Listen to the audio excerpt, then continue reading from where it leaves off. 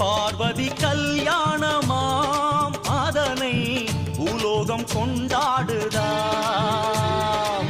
பார்வதி கல்யாணமாம் அதனை பூலோகம் கொண்டாடுதாம். தாயாரின் ரூபத்தில் வேப்ப மரமாம், சிவனாரின் ரூபத்தில் அரச மரமாம். வேப்ப மரத்தில் குங்குமம் தீட்டி, அரச மரத்தில் திருநீரு பூசி, அன்னைக்கும் சிவனார்க்கும் கல்யாணமாம். மங்கையரின் புலவையிலே மரம் சிலிர்க்குதாம். பார்வதி கல்யாணமாம் அதனை பூலோகம் கொண்டாடுதா.